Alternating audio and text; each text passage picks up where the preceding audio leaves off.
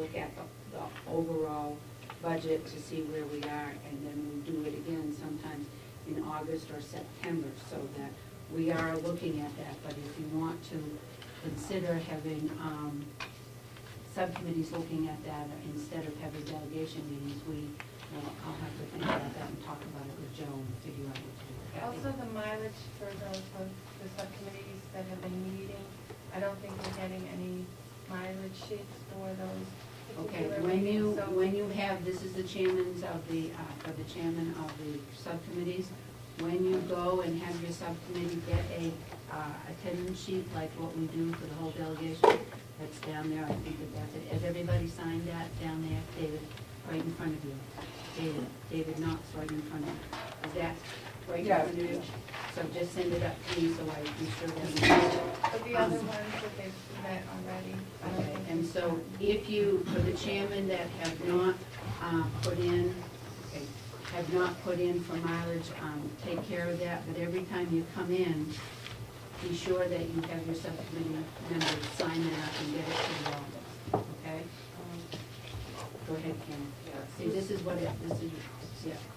And did you also check to be sure that your contact information is correct and send that to Dina? Dina about that. That's what you understand. I was told last time that for the subcommittee meetings that we were not getting mileage. And because I attempted to do that, and so if in fact this has changed, I think we probably need to say something within our convention today that provides a motion or something that gives us the... Well, one of the things that happens is that we have so much money in our delegation line mileage item. And either we do it, there are times that we have taken mileage for subcommittees. That usually gets your members here better than if you don't have mileage. But if we don't want to do it, we can, when we go in to do the minutes, we'll bring it up and we can have that discussion to whether or not we're going to have mileage for our subcommittee. I think that you're going to get it one way or the other, and when the money's gone, we don't get covered. I don't want to add. So just everybody check, and also everybody is checking. This says everybody check this to be sure that your information is correct. Madam Chairman? Yes. Subcommittee need to be posted according to the right to know law. So we want to make sure that it's posted in 2 different locations. Yes, and you let us know, we can put it on our website, we can post it down at the end of the door. And I assume that all chairmen are doing that. I've been getting copies of them. I also want, when those subcommittee postings are made, that it's sent to the whole delegation, and whoever the subcommittee members are, they can be there, but everybody knows what's going on. I think that has been happening. Right? Robin, I think, has been doing that, or Kathy, you've been doing that. So thank you very much. Okay? Is there any further input from the public? Seeing none, go ahead, I'll open it up to the commissioners. We have a presentation from Cybertron. We also have some information from Chronos, which Robin has given to us, and let's go ahead and see what happens. Madam Chairman, since Cybertron or technology is on everybody's budget, I thought it'd be good to have the person that we have contracted with up until this time to explain what Cybertron is going to do for us for the year.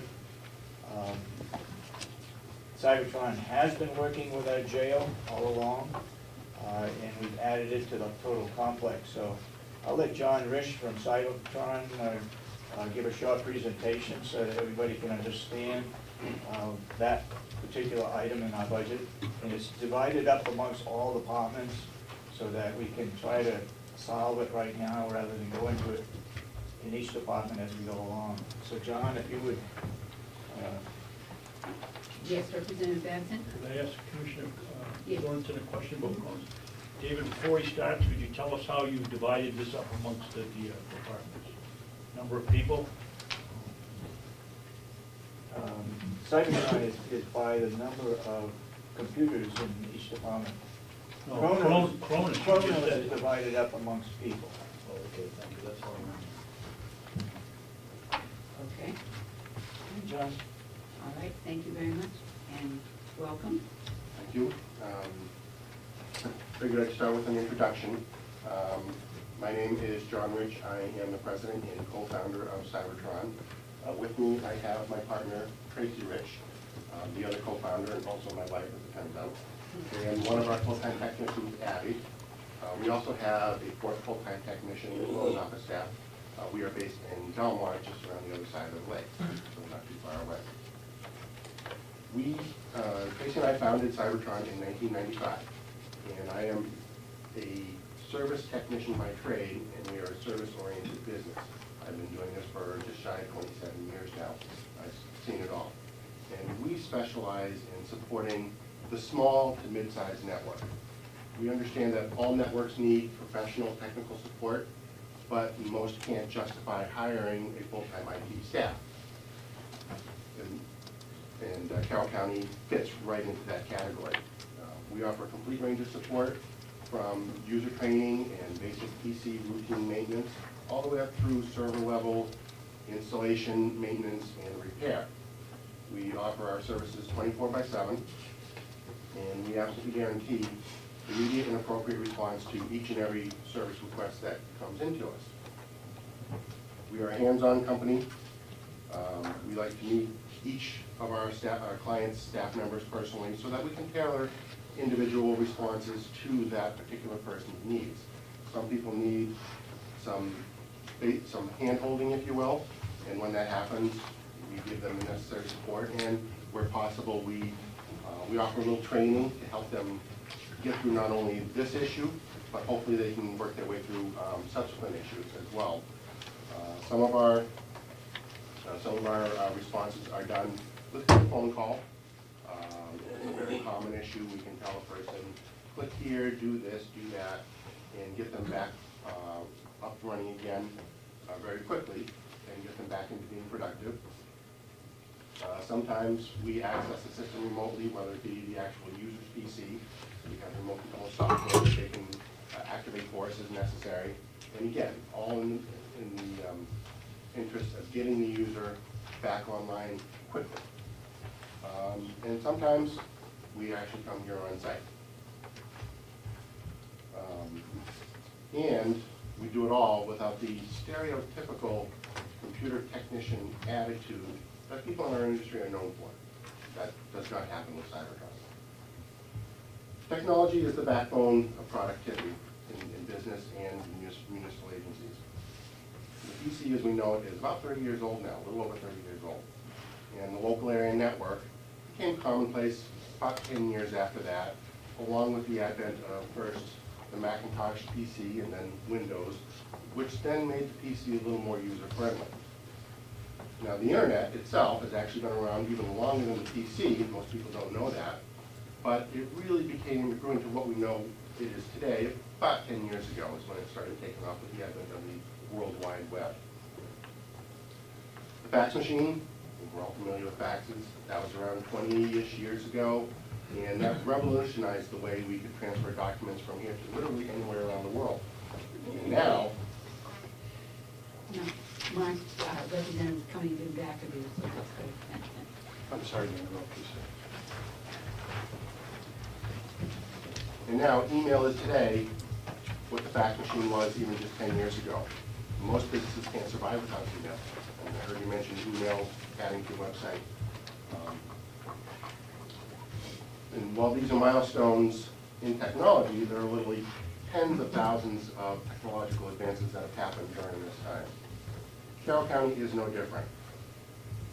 Carroll County has increased the use of technology, not just in recent years, but even in recent months.